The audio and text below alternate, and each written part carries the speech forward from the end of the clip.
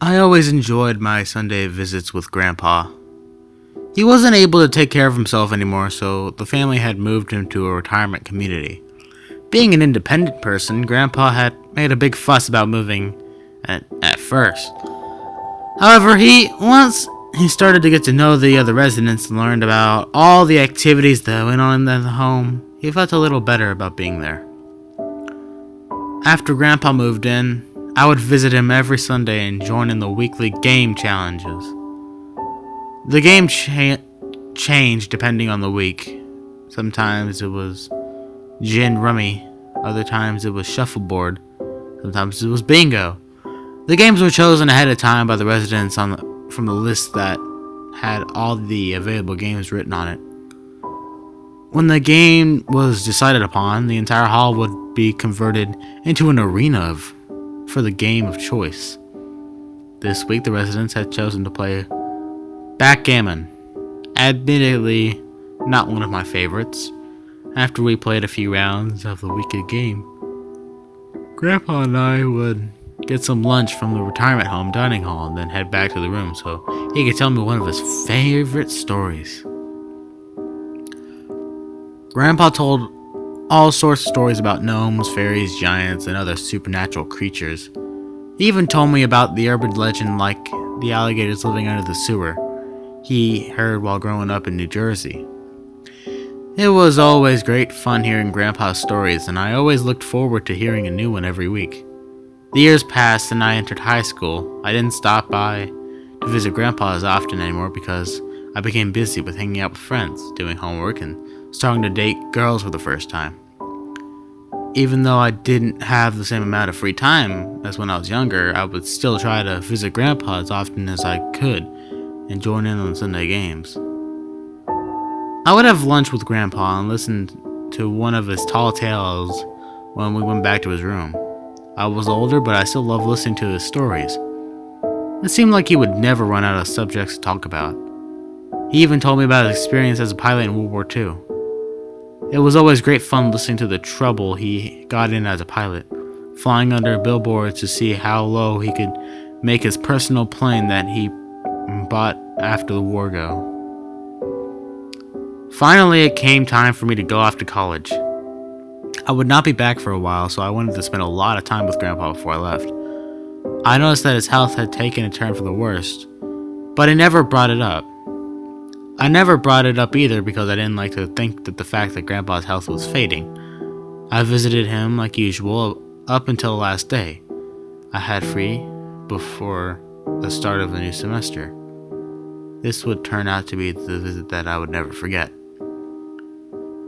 We had our usual schedule, play a game, chat over lunch about all the new things in both of our lives, and go back to the room for a cup of coffee, butterscotch cookies, and one of his tall tales. We sat at the table next to one another, dunking our cookies into the hot coffee and eating them one by one. Today, Grandpa seemed more introverted than usual. He hadn't really said much over lunch either. I figured that this was because he was having one of his bad days, or the days when his bones ached and he had a hard time getting around. However, I didn't think this anymore when I saw Grandpa promptly stop eating the cookies in front of him and give me a serious look I had ever seen him give me in his life. He put down the cookies as well as listened for whatever it was Grandpa was about to tell me. He cleared his throat in a gray tone and said, "You're older now, Thomas. You're about to go off to the university and experience a whole new chapter in your life. That's why today I'm going to give you some advice." I smiled and urged for him to go on. Grandpa nodded and continued where he left off. "You are the first person I'm telling the story to. I told myself I'd be able to tell my most devoted grandchild the story in the hopes that he would not make the same mistake I did in life. And you must promise me that you will only tell this story to your most devoted grandchild, so that every generation is given the fair warning." Grandpa paused to make sure that I was going to keep my promise. I swore that I would, all my life, that, and when, then he continued on. You know about your grandmother, don't you? We were only 5 years or so when she passed away. At this he paused. He saw my expression changed a bit. After patting my shoulder for a moment, he went on. Yeah, I miss her too. I always loved her dearly. It is at my old age that I've had a lot of time to reflect on my past actions. I wish that when we were married I could have treated her better. If I had treated her better, maybe she wouldn't have turned out like that. I was taken aback by this statement. What do you mean? Grandpa sighed. This is what I want to talk to you about. Some advice I want to offer you as you head off to the world and want to make a life for yourself. You see, your grandmother and I got married in the 50s. In those times, men were kings of the house and their wives had to attend to every need they had. I'm not saying it's right, it's just the way things were back then. I was the same as most men in the era. Fresh out of the military service from World War II. I had just settled down with your grandmother. We bought a cheap house under the government program and to encourage home ownership, and I got a job working at an office. Unfortunately, like most men in the era, I was always very hard on your grandmother, who, like most women in that era, stayed at home. I always demanded the best from her, the best housework, the best meals, the best hosting, and when we had the neighbors over, I insisted that she always dressed up, wear makeup, and put on her fine jewelry when managing the house. No wife of mine was going to be a slob and get me mocked by the neighbors. Looking back now, I realize how silly I was to demand all that from her, but I suppose we were both victims of the culture at the time. I think my strictness got to your grandmother at the times because there were occasions when I could see her weeping to herself as she made dinner in the kitchen. When she was like that, I would leave her alone. I tried to suggest that she watch one of her shows on the Woman's Network and listen to the cooking show on the radio, but my suggestions always made her more upset. So I learned to give her space when she was in one of her moods. However, one night, she was so upset that she burned our meal. Even after burning it, she still served it in both of our dishes at the table and sat down to eat her own portion, still whipping as she shoveled the burnt pieces into her mouth.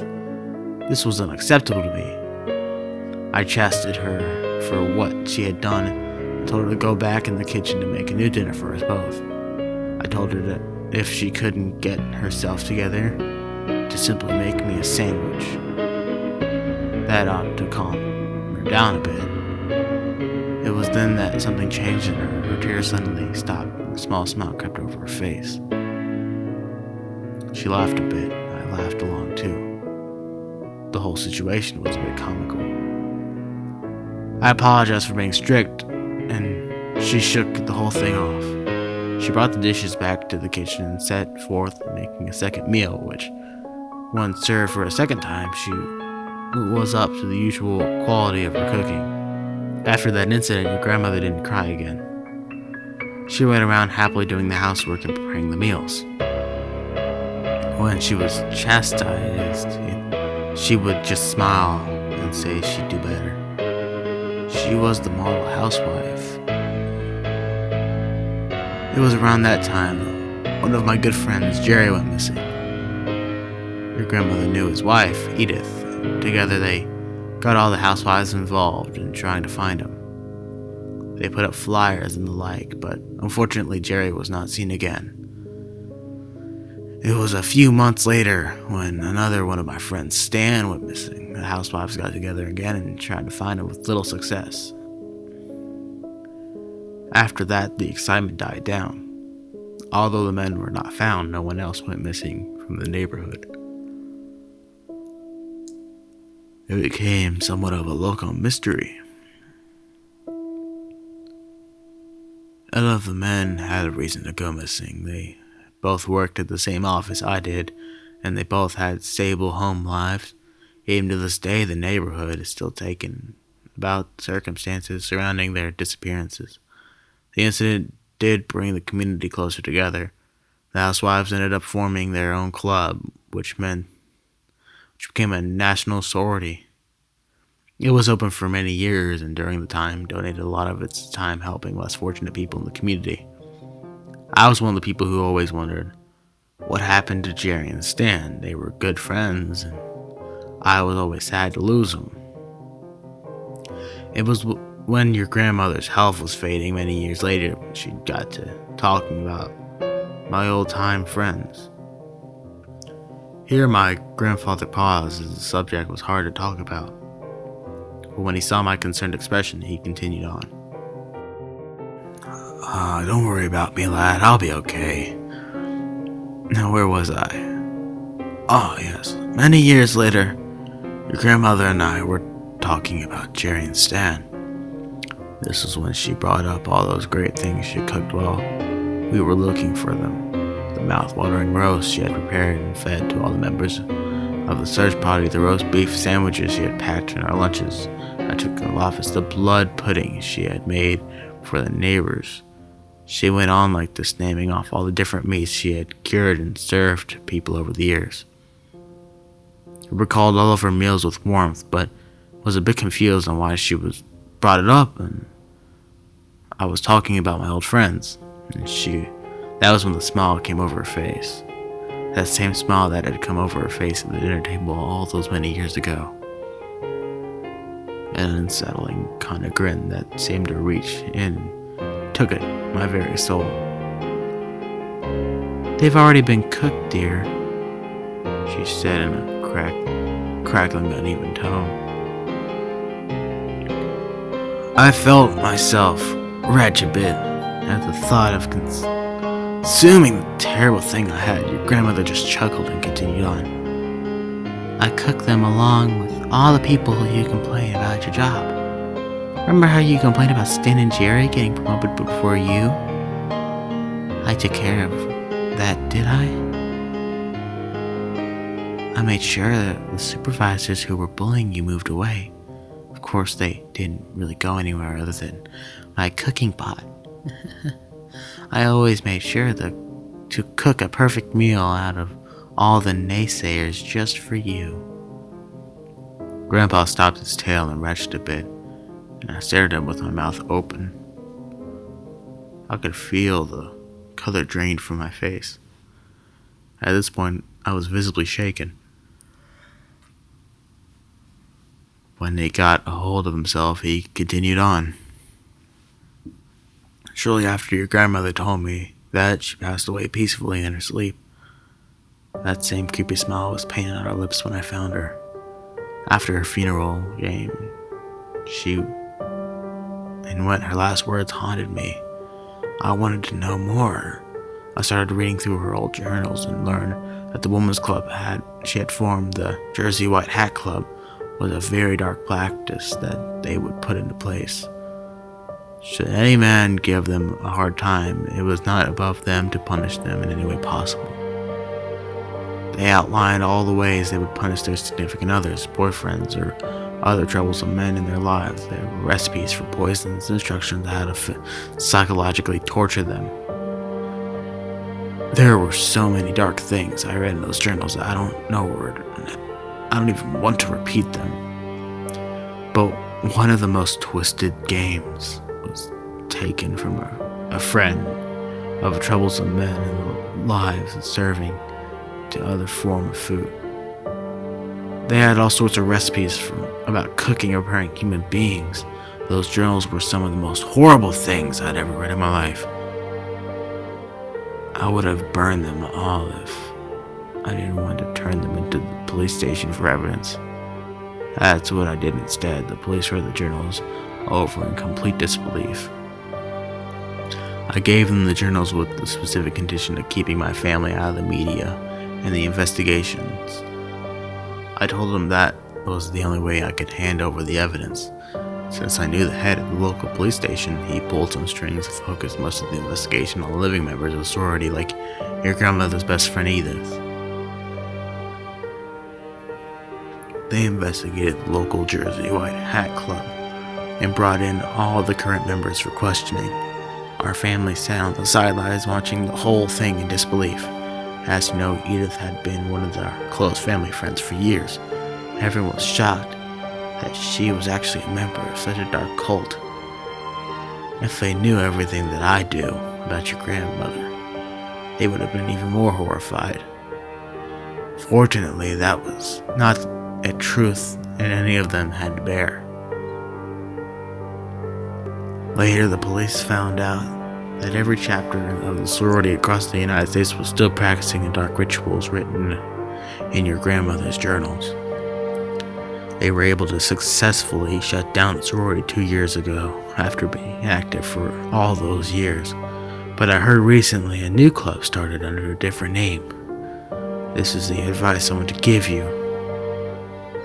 If you meet a girl wearing a white opal stone shaped like a moon in her left ring finger, under no circumstances have any relationship with her. Report her and whatever club she is affiliated with to the police. That is their secret calling card. And just to be safe, here Grandpa paused to take a drink of orange juice beside a coffee and calm his nerves and continued on. Never, I repeat never, mock a girl by asking her to make you a sandwich. Don't demand anything from her, treat her equal. Let her do as she pleases. If I had learned to be kinder to your grandmother all those years ago, I would have never created the monster she became. Be kind to the ladies in your life, grandson. The consequences for doing otherwise are dire. And with this, Grandpa fell quiet. His hands were wrapped around the glass of orange juice for support, but they were visibly shaking. I was shaking too. All of this was too much to take in. I could only sit there staring at Grandfather in silence. Every time words came to my mouth, they quickly left me. The two of us didn't talk for the rest of our visit. I simply got up from the table and walked to my car without another word. When it was time to leave, the words of my grandfather's story echoed throughout my mind on the long drive home. 4 years after my visit, and shortly after I received my bachelor's degree, my grandfather passed away. I attended the funeral in the late spring. My whole family was there, my mother, my father, his 2 brothers, my cousins, my sister, and her husband. Of course, the more obscure family members were there too, like my grandfather's sister, the cousins 3 or 4 times removed, and other assorted relatives. Your standard fare for the typical family gathering. It was an open casket funeral, so the family could come up and look at him lying peacefully in his new home. I came up to pay my respects. I silently promised my grandfather that I wouldn't tell what I knew to anyone but our family, and thanked him for all the good times we shared. It was then that one of my female cousins came up and paid her respects to Grandpa too. She tried to lighten the mood a bit by teasing me about finding a girlfriend. I told her that I was in no hurry to find one, and she rolled her eyes. As she went to talk to the other family members, I got a sight of something white on her finger. My head started beating loudly, and my heart started beating loudly in my chest at the sight of it. It was an opal stone cut in the shape of a moon. She wore it on her left ring finger. My eyes shot around the rest of the room. My aunt wore the ring, my female cousins wore the ring, my grandfather's sisters wore the ring as well. Even my mother wore it. My head started spinning as I realized all the female members of our family wore the same ring. I felt my heart pounding louder and louder in my chest. My grandfather had made a big mistake not getting our family involved in the investigation. This thought washed over me as I saw more family members enter the funeral house wearing the infamous ring on the wall. Walls felt more and more like they were closing in on me.